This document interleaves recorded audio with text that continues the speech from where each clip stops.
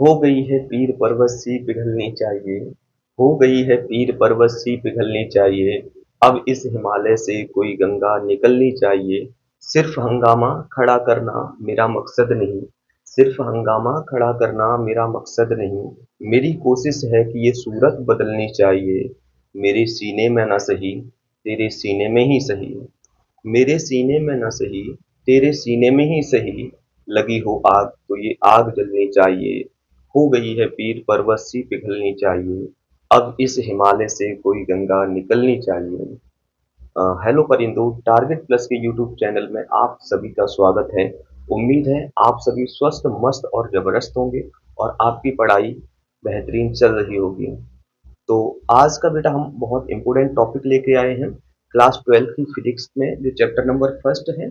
इसमें हमने कल डिस्कस किया था कूलाम के नियम को। तो आज हम लोग कूलाम के नियम का सदिश निरूपण पढ़ने वाले हैं। ठीक है। तो यदि आपने कूलाम के नियम वाला जो वीडियो है वो आपने नहीं देखा है तो उसे आप चेक कर सकते हैं। उसकी लिंक जो है वो डिस्क्रिप्शन में पड़ी हुई है, चेकआउट कर सकते हैं। तो आज को हम लोग समझने वाले हैं कूलाम के नियम का सदिश निरूपण। तो इसे को समझने से पहले कुछ बेसिक पॉइंट्स हैं, उनको हम लोग समझ लेते हैं।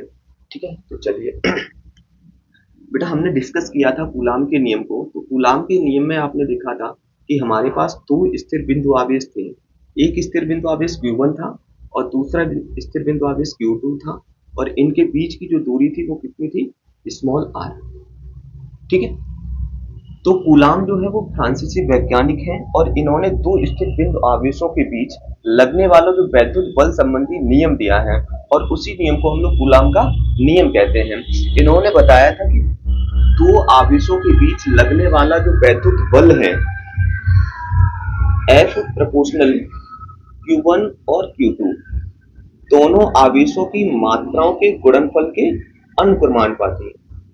ठीक है। दो आवेशों के बीच लगने वाला वैद्युत बल दोनों आवेशों की मात्राओं के गुणनफल के अनुक्रमानुपाती तथा बीच की दूरी के वर्ग के व्युत्क्रमानुपाती होता है। ये इन्होंने बताया था। ठीक है। यदि हम इन दोनों ही नियमों को जोड़ देते हैं तो हमारे पास आता है F proportional Q1 Q2 upon में R स्क्वायर। ठीक है। और हमने ये बताया था कि जब आप प्रोपोर्शनल को हटाते हैं तो एक कांस्टेंट आता है। ठीक है। तो F प्रोपोर्शनल हटाएंगे, कांस्टेंट आएगा और इक्वल आएगा। तो कांस्टेंट हमारे पास आता है बेटा K, और यहाँ पे हो जाता है Q1 Q2 अपॉन में R स्क्वायर। ठीक है। ये हमारे पास आ चुका है।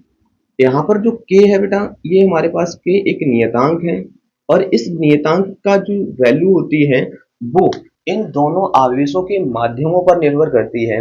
यदि दोनों ही आवेश जो हैं वो वायु या निर्वात में स्थित हैं तो इस k की जो वैल्यू होती है वो होती है k इज इक्वल टू में 1 अपॉन में 4 पाई एप्सिलॉन नॉट। क्या होती है? 1 अपॉन में 4 पाई एप्सिलॉन नॉट। तब ये जो मान हो जाता है, फिर फॉर्मूला हमारे पास बन जाता है F इज इक्वल टू में 1 अपॉन में 4 pi epsilon not Q1 Q2 upon में R स्क्वायर। ये कूलाम के नियम का व्यंजक है। इस नियम की सहायता से, इस फॉर्मूले की सहायता से हम कूलाम के जो बल हैं, ठीक है, इस नियम की सहायता से हम क्या कर सकते हैं? इस फॉर्मूले की सहायता से जो बल है, बल का परिमाण तो ज्ञात कर सकते हैं, पर बेटा हम दिशा ज्ञात नहीं कर सकते हैं। ठीक है। तो दिशा को ज्ञात करने के लिए हमें एक एकांक सदिश लेना होता है, और उस एकांक सदिश को हम मान लेते हैं वेक्टर आर है। कौन सा है? Vector R. ठीक है। तो एकांक सदिश को वेक्टर आर, तो इसका जब सदिश रूप लिखते हैं तो सदिश रूप हो जाता है इसका सदिश रूप vector F is equal to में के Q1 Q2 अपॉन में R स्क्वायर, और वेक्टर सदिश रूप हो जाता है वेक्टर R कैप। ठीक है। तो ये इसका हो गया है सदिश रूप। ठीक है। क्या हो जाता है बेटा? सदिश रूप हो जाता है। ठीक है। और आपने 11th में हमने पढ़ाया था आपको कि जो आर कैप होता है, यानी कि जो आर कैप होता है एकांक सदिश होता है। एक ऐसा सदिश होता है जिसका परिमाण जो है उसका मान अगर 1 है तो उसे हम लोग क्या बोलते हैं, एकांक सदिश कहते हैं। और उसका जो मान होता है आर कैप इक्वल टू में, यदि उसके सदिश में हम लोग इसके परिमाण का क्या लगा देते हैं, भाग लगा देते हैं, तो हमारे पास क्या मिल जाता है, एकांक सदिश मिल जाता है। और इसको हम लोग आर कैप अपॉन में आर भी लिख सकते हैं। इससे आप याद रखेंगे, आगे डेरिवेशन में हम इसे यूज करने वाले हैं। ठीक है, क्या करेंगे, इसे यूज भी करने वाले हैं। ठीक, चलिए, तो ये आपको समझ में आ गया होगा। ठीक है, इसके आगे एक कॉन्सेप्ट और है, उसे भी समझते हैं बेटा। ठीक है, यदि हमारे पास दो आवेश हैं, इसको थोड़ा सा अच्छे से समझना है इस पॉइंट्स को। यदि हमारे पास दो आवेश हैं, ठीक है, एक हमारे पास आवेश Q1 है और दूसरा आवेश हमारे पास Q2 है। ठीक है, और Q2 जो आवेश है वो Q1 पर बल लगा रहा है। Q2 आवेश किस पर बल लगा रहा है, Q1 पर बल लगा रहा है। तो इस बल का जो मान होगा वो क्या हो जाएगा, Q2 Q2 आवेश जो है वो Q1 पर बल लगा रहा है, तो इसका जो मान होगा F12, क्या होगा, F12।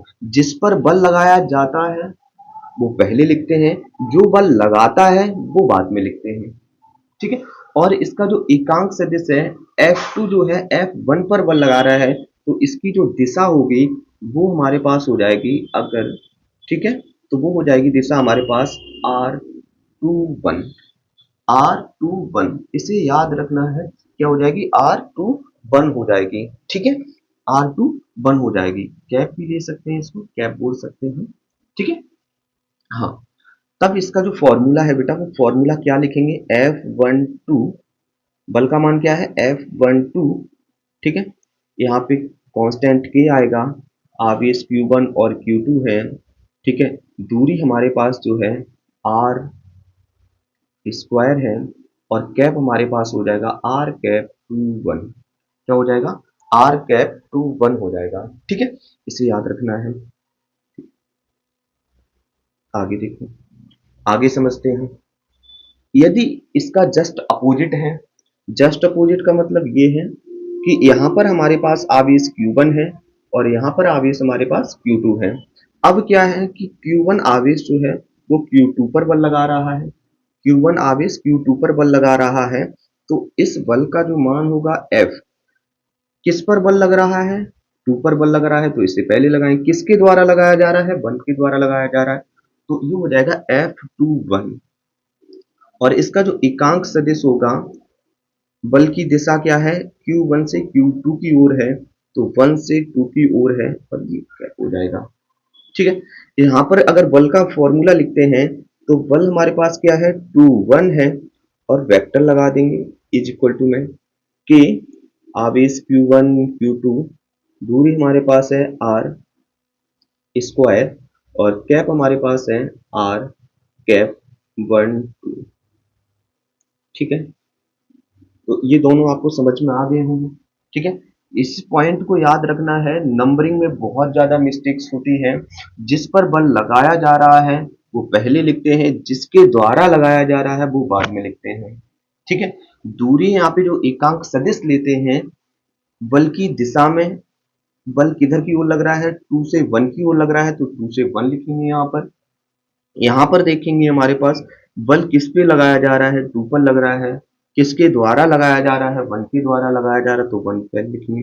एकांक सदिश लिखेंगे तो बल की जो दिशा है Q1 से Q2 की ओर है, मतलब 1 से 2 की ओर है, तो R कैप 1 2 हो जाएगा। ठीक है, आई होप ये दोनों आपको पॉइंट समझ में आ गए होंगे। इसके बाद अगला हमारे पास एक पॉइंट और बचता है। ठीक है, एक पॉइंट और समझना है, यदि हमारे पास कोई भी दो स्थित सदिश हैं, कोई भी दो स्थित सदिश हैं, जैसे हम मान लेते हैं मूल बिंदु से इनकी जो दिशा है, इसकी दिशा हमने मान ली है, ये हमारे पास R1 है। ठीक है, R1 क्या है, और इसकी जो दिशा है वो हमारे पास R2 वेक्टर है। ठीक है, और यदि दोनों ही सदिशों का हम शीर्ष किसी अन्य सदिश से तीसरे सदिश से मिला देते हैं, तो ये जो हमारे पास सदिश बनता है, इस सदिश को हम लोग विस्थापन सदिश कहते हैं। क्या कहते हैं, विस्थापन सदिश, विस्थापन सदिश, विस्थापन सदिश। इसका जो मान होगा बेटा, इसका मान ध्यान रखना कैसे निकालते हैं। इसका मान हम निकालेंगे वेक्टर की, जो हमने एरो की जो दिशा है वो किसकी तरफ की है, टू की तरफ। तो ये हमारे पास हो जाएगा R2 माइनस का R1, ठीक है। यदि हम इसकी दिशा को ये ऐसा कर देते हैं, जैसे हमारे पास दो सदिश है, हमारे पास एक R1 वेक्टर है, दूसरा हमारे पास R2 वेक्टर है, और विस्थापन सदिश की जो दिशा है वो हमने इधर से इधर की ओर कर दी है, तब इसका जो मान होगा वो हमारे पास क्या होगा, इसकी दिशा 1 की तरफ है तो 1 R1 पहले आएगा और R2 बाद में आएगा। ठीक है, ठीक है। तो ये आपको पॉइंट समझ में आ गए होंगे। इस पॉइंट को और ये पॉइंट, ये इन दोनों ही पॉइंट्स को आपको समझना था, जो बहुत इंपॉर्टेंट थे। आई होप ये आपको बेसिक पॉइंट समझ में आ गए होंगे।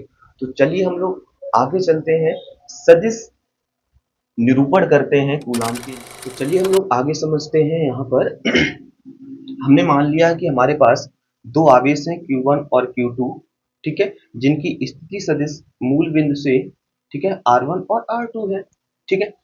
तो यहाँ पर दो आवेश हैं Q1 और Q2।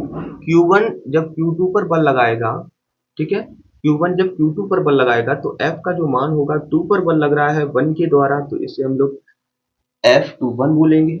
जब Q2 Q1 पर बल लगाएगा तब इसका जो मान होगा, किस पर बल लग रहा है, 1 पर लग रहा है, 2 के द्वारा लगाया जा रहा है, तो इसे हम लोग बोलेंगे F12, ठीक है।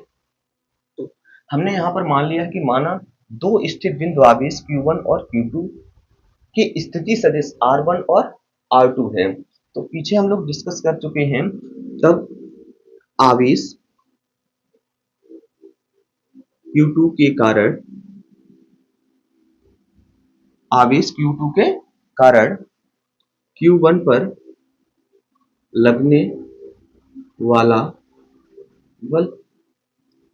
वाला बल निकालेंगे Q2 के कारण Q1 पर लगने वाला बल, ठीक है। तो ये हो जाएगा F12, क्या हो जाएगा, F12, 2 के कारण F1 पर लग रहा है बल, तो क्या बोलेंगे, F12, और ये हो जाएगा K Q1 Q2 अपॉन में बेटा हमारे पास दूरी आएगी, दूरी हमारे पास 21, और कैप लिख देंगे 21, ठीक है। कैप हमारे पास क्या है, 21, ठीक है। इधर से इधर की ओर चलेंगे तो हमारे पास दूरी क्या हो जाएगी, 21, Q2 से Q1 की तरफ जा रहे हैं, जैसा हम पीछे समझा चुके हैं, ठीक है। आगे आगे हम लोग इससे बढ़ाते हैं।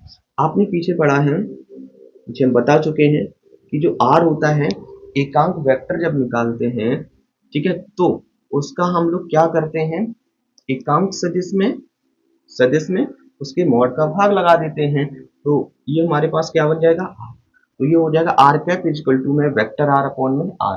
बेटा अगर यहाँ पे 21 लगाते हैं तो यहाँ पर भी 21 लगा देंगे और यहाँ पर भी 21 लगा देंगे।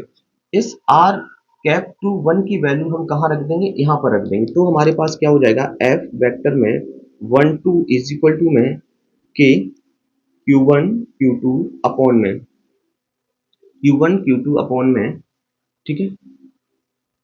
यहाँ पे बेटा स्क्वायर और होगा, स्क्वायर कर देंगे, ये हो जाएगा R21 स्क्वायर, और यहाँ पे हम लोग वैल्यू रख देंगे ये वाली, तो ये हो जाएगा R21 वेक्टर अपॉन में R21, ठीक है। हमने क्या किया है, R21 की वैल्यू हमने R21 vector R21 upon R21 रख दी है। यहाँ पर नीचे आप देखेंगे R12 वेक्टर के, यहाँ पर हो जाएगा Q1 Q2 अपॉन में, यहाँ पर देखेंगे आप R21 स्क्वायर और R21, इसका क्या कर देंगे मल्टीप्लाई, तो यहाँ स्क्वायर यहाँ पे 1, तो ये पावर क्या हो जाएंगे, ऐड हो जाएंगे, 2 1 और कितना हो जाएगा 3, ये हमारे पास बचेगा वेक्टर R और 2 1, ठीक है।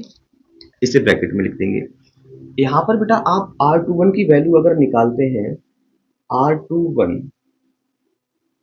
की वैल्यू, ठीक है, R21 की वैल्यू निकालते हैं, पीछे हमने जैसे बताया था, इसकी दिशा किधर की ओर, इधर की ओर, तो पहले इसमें से माइनस करेंगे R1 में से, फिर किसको माइनस करेंगे, माइनस का R2, ठीक है, R2, तो हम वैल्यू यहाँ पे रख देंगे, ठीक है। यहाँ पर दोनों ही जगह वैल्यू रखेंगे, तो ये हमारे पास हो जाएगा F12 vector is equal to में K, ठीक है, Q1 Q2 अपॉन में R21 की वैल्यू हम लोग रखेंगे वहां पर, क्या हो जाएगा R1 माइनस R2। ठीक है, यहाँ पे हम मॉड भी लगा सकते हैं, जैसे यहाँ पे हम मॉड हटाते हैं वैसे यहाँ मॉड लगा सकते हैं। ऊपर Q है तो Q रख देंगे। ठीक है, यहाँ पर R21 की वैल्यू रखेंगे तो ये हो जाएगा R1 माइनस R2। ठीक है, और ये ऐसे। ठीक है, और इसे हम समीकरण डाल देंगे कितनी, एक। ये हमने निकाल लिया जो लगने वाला बल है Q2 के कारण Q1 पर लगने वाला बल। इसी प्रकार हम लिख सकते हैं, इसी प्रकार इसी प्रकार इसी प्रकार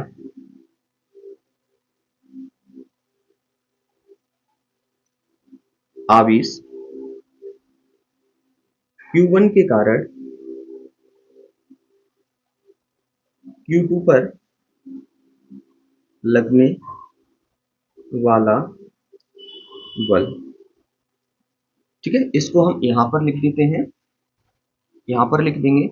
ये हमारे पास हो जाएगा F। यहाँ पे क्या था, 1 2 था। ठीक है, अब Q1 के कारण Q2 पर लगने वाला बल होगा तो 2 1 हो जाएगा। ठीक है, और इसे आप लिख देंगे इसी फॉर्मूले के अकॉर्डिंग कि Q1 Q2 अपॉन में जहां R1 है वहां R2 हो जाएगा, R2 है वहां R1 हो जाएगा, तो ये हो जाएगा R2 माइनस R1 मॉड, और Q हो जाएगा और ब्रैकेट में हो जाएगा R2 माइनस का R1, और इसे इक्वेशन डाल देंगे आप फर्स्ट। आप इक्वेशन फर्स्ट और सेकेंड से देखेंगे कि F12 जो है और F21 है, दोनों का परिमाण कैसा है, बराबर है। पर इनकी जो दिशाएं हैं वो कैसी हैं, विपरीत हैं। इसकी दिशा इधर की ओर है, इसकी दिशा इधर की ओर है। दोनों की दिशाएं विपरीत हैं पर परिमाण कैसा है, बराबर है। ठीक है, तो हम लिख सकते हैं समीकरण 1 व 2 से स्पष्ट है कि F12 की जो वैल्यू है वो F21 के बराबर है पर विपरीत है, और विपरीत के लिए क्या लगा देंगे, माइनस। तो ये हो जाएगा vector F12 equal to minus का F21। अतः किन्हीं दो स्थिर बिंदु आवेशों द्वारा एक दूसरे पर लगाया गया बल परिमाण में बराबर है, परिमाण में बराबर व दिशा में विपरीत है, विपरीत है। ठीक है, परिमाण में तो बराबर है पर दिशाओं में कैसा है, विपरीत है, अपोजिट है। ठीक है, इससे बेटा एक चीज और भी स्पष्ट होती है। क्या स्पष्ट होती है, आपने न्यूटन का तृतीय नियम पढ़ा है, थर्ड लॉ पढ़ा है कि क्रिया प्रतिक्रिया का नियम। ठीक है, तो कूलाम का जो नियम है वो तीसरे नियम जो है, तीसरे नियम का पालन करता है, किसके, न्यूटन का। तो कूलाम का नियम, कूलाम का नियम न्यूटन के तृतीय नियम का पालन करता है, करता है। ठीक है, तो आई होप ये आपको समझ में आ गया होगा। ठीक है, यहाँ पर आप हमने क्या किया था, Q2 और Q1 के कारण जो बल निकाल लिया था। ठीक है, उसके बाद Q1 और Q1 के कारण Q2 पर लगने वाला बल निकाल लिया था। दोनों को हमने इक्वेशन से स्पष्ट किया है। तो F12 की जो वैल्यू है वो F21 के बराबर आई है, परिमाण में बराबर आई, पर दिशाओं में कैसे हो गई है, विपरीत हो गई है। ठीक है, इसी को हम लोग कूलाम के नियम का सदिश निरूपण कहते हैं। आई होप ये आपको समझ में आ गया होगा। और इसके आगे हम लोग, अभी हमारे पास कूलाम का नियम चल रहा है। कल हम लोगों ने कूलाम का नियम पढ़ा था, आज उसका हमने सदिश निरूपण पढ़ा है। अब इसके बचे हुए महत्व तो है इसके कुछ, और इसकी सीमाएं हैं, तो वो हम लोग आगे नेक्स्ट वीडियो में पढ़ने वाले हैं। तो बने रहिए हमारे साथ। ठीक है, और यदि आपको वीडियो पसंद आई है तो आप इसे लाइक शेयर और सब्सक्राइब जरूर करिएगा और सपोर्ट करिएगा। धन्यवाद।